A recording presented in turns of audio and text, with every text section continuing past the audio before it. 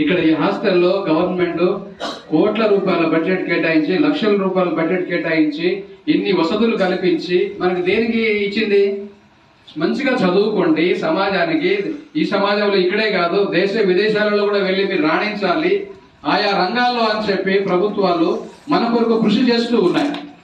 అలాంటప్పుడు దాన్ని మనం వినియోగించుకోకుండా, చదువు మీద దృష్టి పెట్టకుండా, టీచర్లు చెప్పే సబ్జెక్ట్ పైన దృష్టి పెట్టకుండా, ప్రిన్సిపాల్ గారు గద్దించినప్పుడు వారిని కూడా మనం తప్పుగా అర్థం చేసుకొని ఇంటికి వెళ్ళి అమ్మ నాన్న వాళ్ళకు ఏదో చెప్పేసి ఏం చేస్తూ ఉంటాం?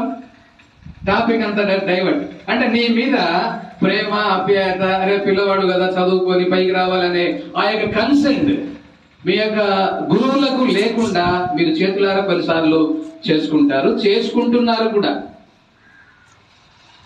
డ్రగ్స్ ఎంతవరకు దారి చేస్తుందో తెలుసా?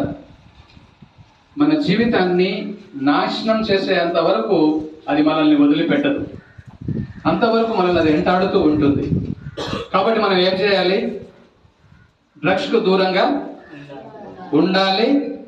డ్రగ్స్ కు దూరంగా ఉండమని చెప్పాలి కదా, చెప్పాలి. ఎవరైనా వినకపోతే, నువ్వు మంచి పని చేస్తున్నప్పుడు, డ్రగ్స్ వ్యతిరేకంగా నువ్వు పోరాడుతున్నప్పుడు, నీకు వ్యతిరేకంగా ఎవరైనా దాడి చేస్తే, నీకు వ్యతిరేకంగా పని చేస్తే నువ్వు స్వేచ్ఛగా దగ్గరికి వెళ్ళి కంప్లైంట్ కూడా ఇవ్వచ్చు. సరే ఇది సంగతి, ఇగో మా ఇంట్లో ఇట్లా తాగడం వలన, ఇట్లా చేయడం వలన మరి ఆరోగ్యం పాడైపోద్దని నేను మంచి కొరకు పోరాడుతూ ఉంటుంటే ఈయనెవరో దారిపోయే వ్యక్తి నన్ను గెలుపుకొని పంచాయతీ పెట్టాడని చెప్పి కంప్లైంట్ ఇవ్వచ్చు. కాబట్టి మీరేం చేయాలి? మీరు పిల్లలుగా మీ అమ్మ నాన్న వాళ్ళకు భగవంతుడు అనేవాడు ఇంత ఆపర్చునిటీ ఇవ్వలేదు ఆ దినాలలో, అవునా? మన అమ్మ నాన్న వాళ్ళకు, మీ అమ్మ నాన్న వాళ్ళకే కాదు, మా అమ్మ నాన్న వాళ్ళకు కూడా ఆ యొక్క ఆపర్చునిటీ ఆ దినాలలో దేవుడు ఇవ్వలేదు. కానీ మనకిచ్చాడు. మనకిచ్చినటువంటి ఆపర్చునిటీని మనం దేని కొరకు వినియోగించుకోవాలి?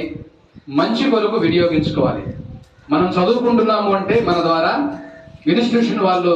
అడ్మినిస్ట్రేషన్ అధికారులందరూ కూడా, మన గురువులందరూ కూడా